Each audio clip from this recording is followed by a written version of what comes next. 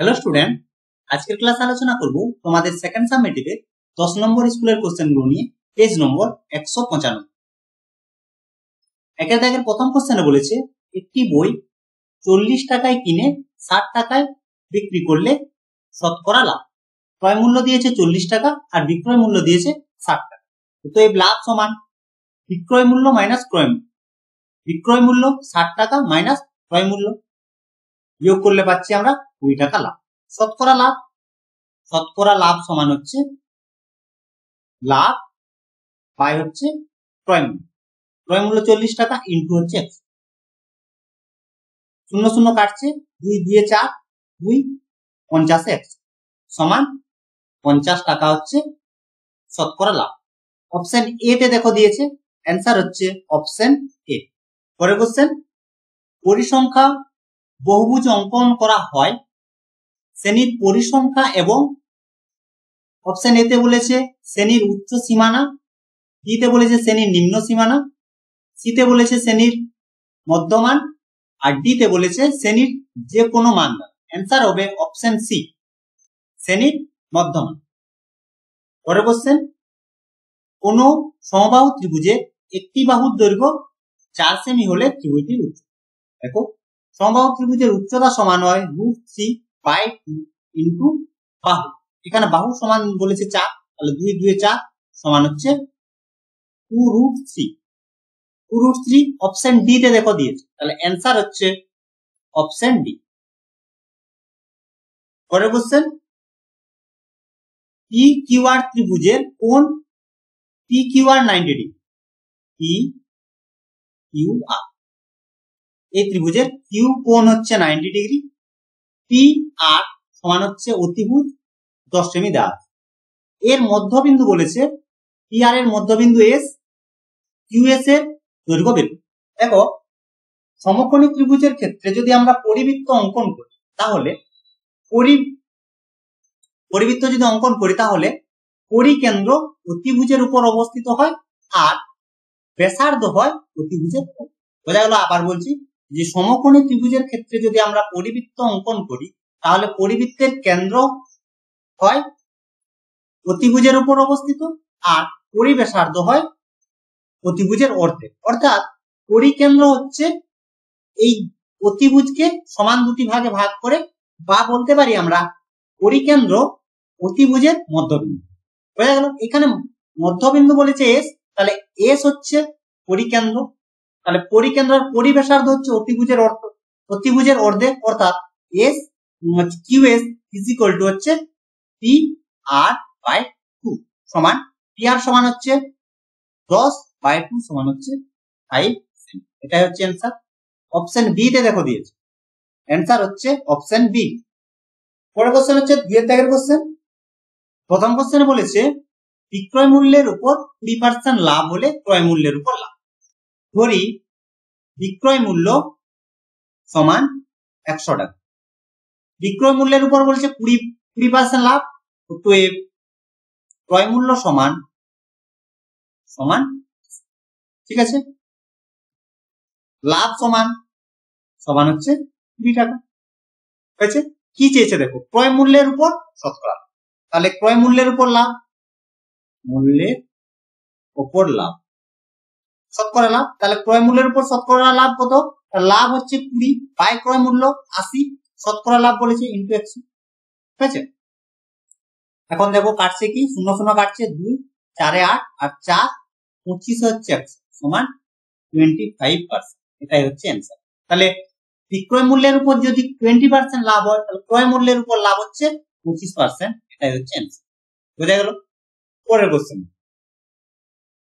পরিসংখ্যা বিভাজন তালিকায় একটি শ্রেণীর মধ্যবিন্দু 42, শ্রেণী দৈর্ঘ্য 10 হলে উচ্চ ও নিম্ন সীমা কত বলেছে। দেখো, আমরা ধরে নেব যে উচ্চ সীমা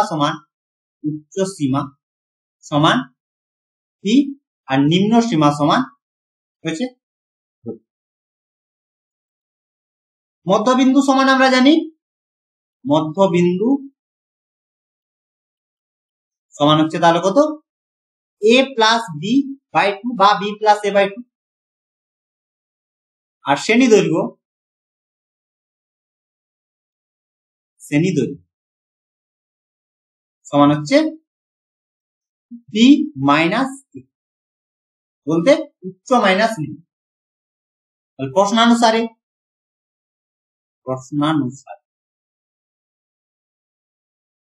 a plus B by 2 is equal to হচ্ছে 42 বা a প্লাস বি সমান হচ্ছে 84।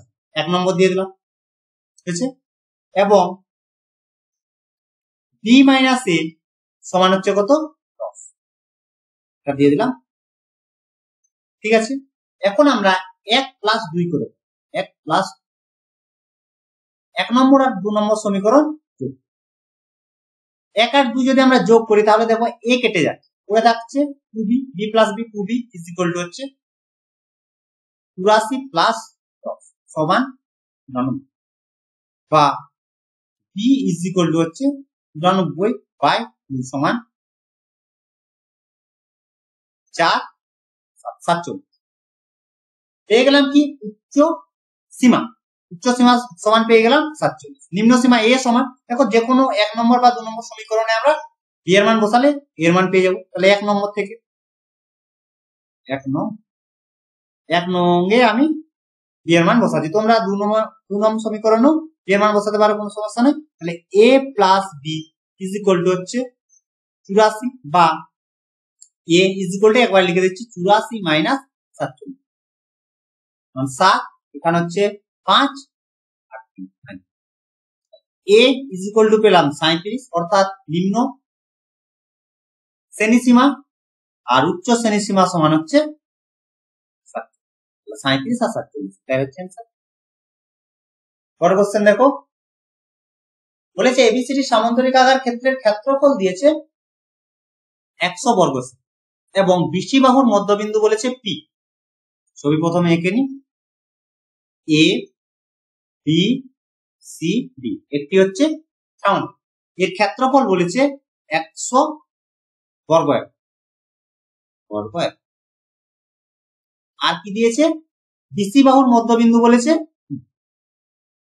বের করতে হবে ABP এর ক্ষেত্রফল।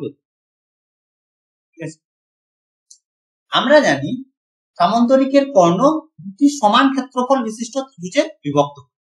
এসি হচ্ছে সামান্তরিকের কর্ণ, অতএব এসি হচ্ছে, লিখে দিই, এসি হচ্ছে সামান্তরিকের কর্ণ। ঠিক আছে, অতএব কি হচ্ছে, ত্রিভুজ এবিসি এর ক্ষেত্রফল সমান হচ্ছে ত্রিভুজ এসিডি এর ক্ষেত্রফল। যেহেতু এসি হচ্ছে কর্ণ সামান্তরিকের, অতএব এই ত্রিভুজ এসিডি আর এবিসি এই দুটি ত্রিভুজের ক্ষেত্রফল সমান হয়ে গেল। তাহলে প্রতিটির ক্ষেত্রফল কত হবে, 100 বাই 2 সমান হচ্ছে 50 বর্গ সেমি নয় বর্গ এক। ঠিক আছে, এটা তোমরা লিখবে এবিসি ত্রিভুজের ক্ষেত্রফল সমান ত্রিভুজ এসি ডি হয়ে গেল। এখন দেখো ডিসির মধ্যবিন্দু বলেছে পি, যেহেতু ডিসির মধ্যবিন্দু, যেহেতু ডিসি এর মধ্যবিন্দু পি, অতএব ত্রিভুজ এ বি পি সমান হচ্ছে ত্রিভুজ এ হয়েছে সমান। দেখো এই ত্রিভুজের পুরো ত্রিভুজ এবিসি এর ক্ষেত্রফল হচ্ছে 50, তাহলে 50 বাই 3 সমান হচ্ছে 25। বোঝা গেল? অতএব দিয়ে অবশ্যই লিখবে, অতএব এপিবি ত্রিভুজ আকার ক্ষেত্রের ক্ষেত্রফল সমান 25 বর্গ। এটাই হচ্ছে आंसर। পরের কোশ্চেন বলেছে সমবাহু ত্রিভুজের এবিসি একটি সমবাহু ত্রিভুজ, এর প্রতিটি বাহুর দৈর্ঘ্য হচ্ছে 8 সেমি করে। এবি ও এসি বাহুর মধ্যবিন্দু P O Q, P Q এর দৈর্ঘ্য কত বের। এ বি সি একটি সমবাহু ত্রিভুজ, তার প্রতিটি বাহুর দৈর্ঘ্য সমান। AB is equal to BC is equal to CA. সমবাহু ত্রিভুজের প্রতিটি বাহুর দৈর্ঘ্য সমান হয়, এর মান দিয়েছে কত 8। এরপর বলেছে দেখো এবির মধ্যবিন্দু পি আর এসির মধ্যবিন্দু কিউ যোগ করা হলো। বের করতে হবে পি কিউর দৈর্ঘ্য। পি কিউর দৈর্ঘ্য বের, আমরা জানি কোন ত্রিভুজে যে কোনো দুটি বাহুর মধ্যবিন্দুর সংযোজক সরলরেখা তৃতীয় বাহুর সমান্তরাল আর অর্ধেক, এটা তোমাদের উপপাদ্য রয়েছে। এখানে দেখো এবি আর এসি বাহুর মধ্যবিন্দু পি ও কিউ, তাহলে পি কিউ যে সরলরেখাটি আমরা পাচ্ছি বা পি কিউ বিন্দু দুটি যোগ করলে যে সরলরেখাটি পাচ্ছি পি কিউ, এই সরলরেখাটি কার সঙ্গে সমান হবে? তৃতীয় বাহুর সঙ্গে সমান, অর্থাৎ বিসির সঙ্গে সমান্তরাল। আর পি কিউ সমান হচ্ছে আপর, এটা তোমাদের উপপাদ্য হচ্ছে। কি উপপাদ্য? যে কোনো ত্রিভুজের যে কোনো দুটি বাহুর মধ্যবিন্দু সংযোগকারী সরলরেখা তৃতীয় বাহুর সমান্তরাল ও, এটা তোমাদের উপপাদ্য রয়েছে। এখান থেকে আমরা পেয়ে যাব পি কিউর মান। তাহলে হাফ ইন্টু বিসি সমান কত? দেখো সমবাহু ত্রিভুজের প্রতিটি বাহুর দৈর্ঘ্য বলেছে 8 সেমি করে, তাহলে বিসি সমান 8 সেমি সমান 4 সেমি হচ্ছে। ঠিক আছে, অতএব দিয়ে লিখবে কি? অতএব পি কিউ এর দৈর্ঘ্য 4 সেমি। এটা তোমাদের কিন্তু বারবার বলছি, অবস্থায় কিন্তু লিখবে। পরের কোশ্চেন বলেছে একটি অর্ধবৃত্তের পরিসীমা সমান 36 সেমি, অর্ধবৃত্তটির ব্যাসের দৈর্ঘ্য। তাহলে প্রথমে লিখতে হবে কি? ধরি অর্ধবৃত্তের ব্যাসার্ধ, ব্যাসার্ধ সমান হচ্ছে 8, ব্যাস সমান হচ্ছে 1। অতএব অর্ধবৃত্তের পরিসীমা সমান হচ্ছে পাই আর প্লাস। ঠিক আছে, প্রশ্নানুসারে পাই আর প্লাস 2r সমান হচ্ছে 36। এখান থেকে আমরা বের করব আর এর মান। তাহলে আর কমন যাচ্ছে, তাহলে পাই এর মান একবার বসিয়ে দিই, 22/7 প্লাস 2 ইজ ইকুয়াল টু 36, বা 8 ইন্টু 22 প্লাস 7 2 হচ্ছে 14, 22 সমান হচ্ছে 36, বা 8 ইন্টু 36/7 সমান হচ্ছে 36, 6 6 36, বা 8 ইজ ইকুয়াল টু। আর হচ্ছে কি? ব্যাসার্ধ বের করতে হবে কি? ব্যাস। তো ব্যাস সমান 2 ইন্টু 7 সমান হচ্ছে, অ্যান্সার হচ্ছে 14 সেমি। অতএব দিয়ে লিখবে অর্ধবৃত্তটি ব্যাসের দৈর্ঘ্য হচ্ছে 14 সেমি। পরের কোশ্চেন দেখো, বলেছে কোন রম্বসের উচ্চতা 4 সেমি, বাহুর দৈর্ঘ্য 5 সেমি হলে রম্বসটি। দেখো রম্বস হচ্ছে একটি হচ্ছে সামান্তরিক, সামান্তরিকের সব বাহুগুলির দৈর্ঘ্য যদি সমান হয়ে যায় তখন সেটি হয়ে যায় রম্বস। ঠিক আছে, আর সামান্তরিকের ক্ষেত্রফল আমরা জানি ভূমি ইন্টু উচ্চতা। এখানে রম্বসের যদি আমরা ধরে নিই যে এবিসিডি একটি রম্বস, তাহলে রম্বসের প্রতিটি বাহুর দৈর্ঘ্য সমান, অর্থাৎ প্রতিটি বাহুর দৈর্ঘ্য হচ্ছে 5 সেমি করে। ঠিক আছে, উচ্চতা সমান দিয়েছে 4 সেমি। ক্ষেত্রফল সমান হচ্ছে, রম্বসের ক্ষেত্রফল সমান ভূমি ইন্টু উচ্চতা।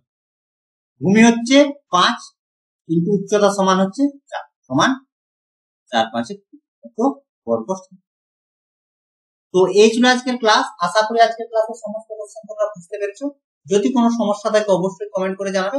তো আজ এই পর্যন্তই, তোমার সবাই ভালো থেকো, বাই বাই।